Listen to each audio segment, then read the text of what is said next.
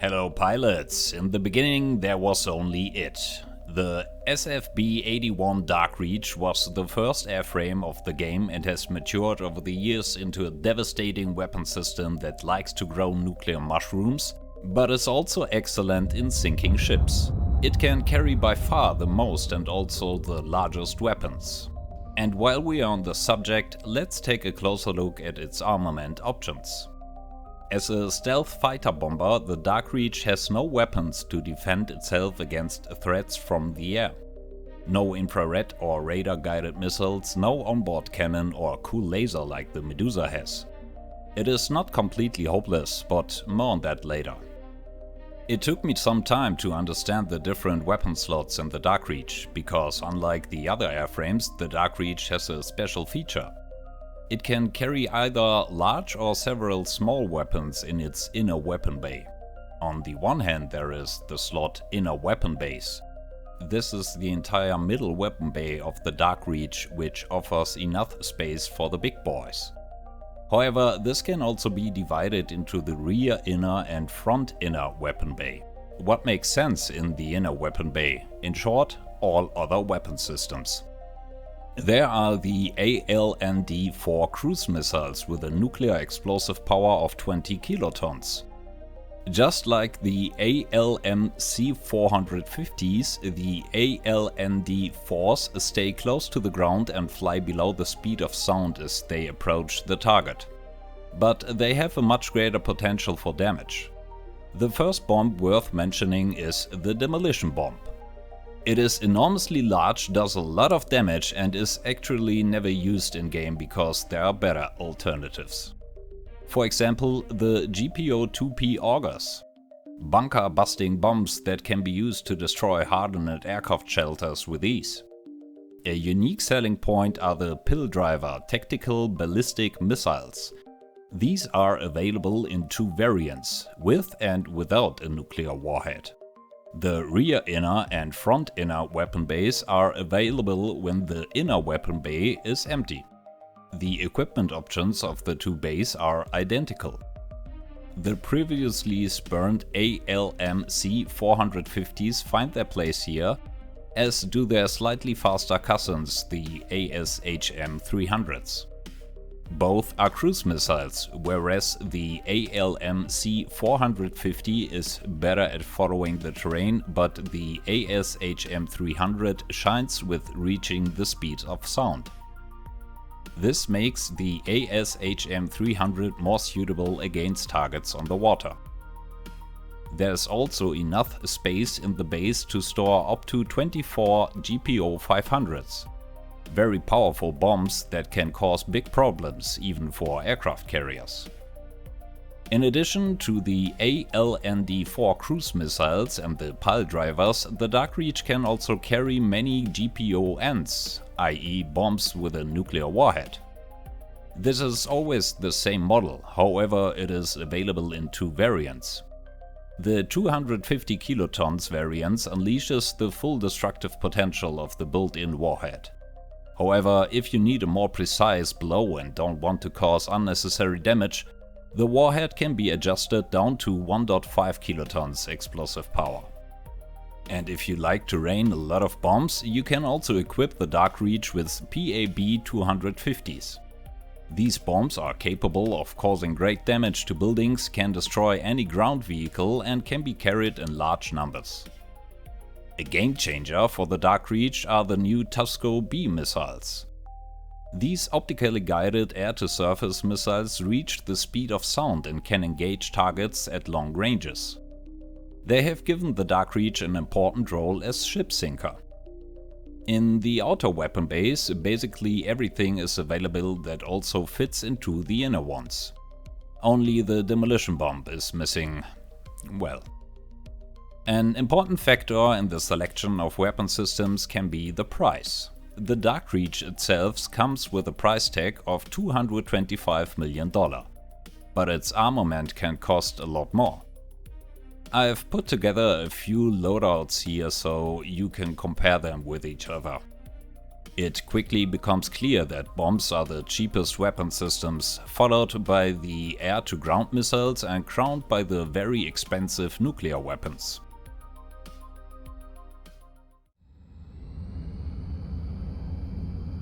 The Darkreach needs the largest rolling surface of all the airframes in the game. This could be due to the fact that it also transports the largest mass into the air. A compass with an empty weight of approximately 5.3 tons takes off almost by itself with a little headwind. The Darkreach has an empty weight of over 63 tons and has to do without an afterburner. This means that its heat signature remains low even when the engines are under full load, but it is not a speed miracle. Flight routes should therefore be determined before departure, as well as the targets to be attacked. Once the Darkreach is in the air, it remains sluggish and limited. It can basically do everything that other aircraft can do, as long as you add the word slow to the sentence. With a stall speed of 240 km per hour, however, it is also very stable in the long term with its slowness to stay in the air, which can be useful when flying close to the ground. With a maximum speed of 1325 km per hour, it is absolutely capable of reaching its destination quickly or gaining altitude confidently. However, its large mass means that only aerobatic pilots manage to land the Darkreach on an aircraft carrier or a smaller ship. It is then usually no longer possible to start again from this. But luckily, there are also some airports in the game that are big enough to accommodate a Darkreach. All airports that have a medium hangar that the Darkreach needs to spawn should also have a long enough runway to allow the Darkreach to land safely. The internal radar system of the Darkreach does not have any major special features. It has a range of 40 km and has the same resolution as the radar systems of the other airframes. It is interesting that the Darkreach is the only airframe that has a visual range of 12 km. So the Darkreach can spot a chicane at a distance of 4 km, and Ifrit can only recognize the chicane at 2 km. In addition to the active radar, the Darkreach also has ECM jammers that help get rid of incoming radar-guided missiles. The Darkreach is very sluggish and therefore cannot react quickly to threats. Incoming radar-guided missiles are now only warned from a range of 12 km and infrared-guided missiles only from 5 km. This leaves the Darkreach little room for maneuvers, which can make it difficult to evade missiles. In addition to the ECM jammer against radar-guided missiles, the Darkreach also has 86 IR flares on board to make it more difficult for incoming infrared-guided missiles to lock on target. The design of the Darkreach helps it to have a fairly low RCS value of only 0.01. It is ahead of the chicane with 0.02 in the clean RCS ranking, but behind the Medusa with its 0.006. It is quite difficult to detect by radar systems, which is very helpful when approaching various targets and helps to fend off incoming radar-guided missiles. A good Darkreach pilot knows how to read the battlefield. Valuable targets must be identified and fought. The pilot must be aware that he is also a very worthwhile target for the enemy with the Darkreach. It comes with some weaknesses in terms of its self-defense. It is defenseless against incoming jets. One might think that it would then be safe at high altitudes. But unlike a Medusa, the Darkreach cannot defend itself so easily against incoming missiles.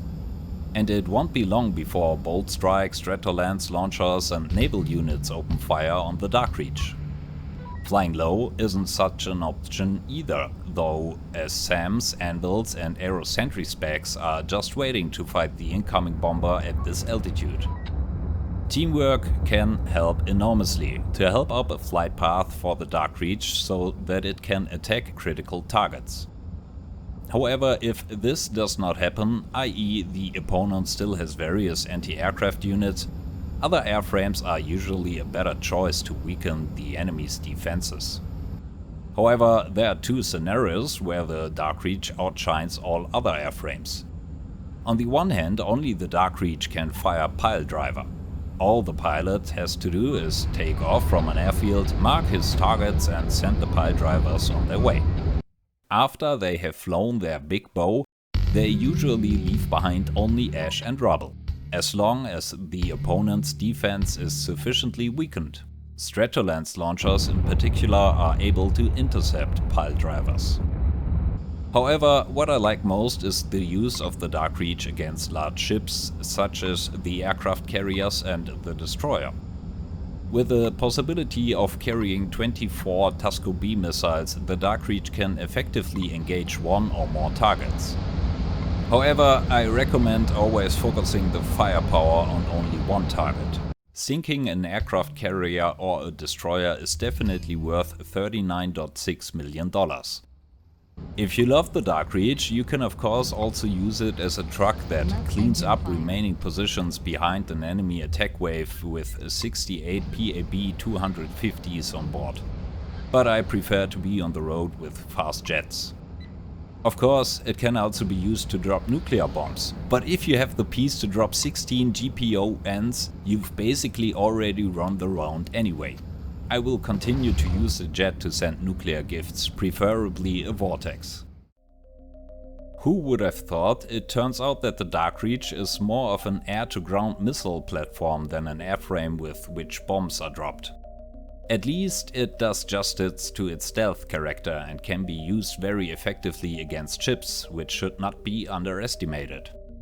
In a regular escalation round, the big ships comes later in the course of the mission, which makes it more likely that you will have reached the necessary money or rank 5 by then to be able to afford a Darkreach.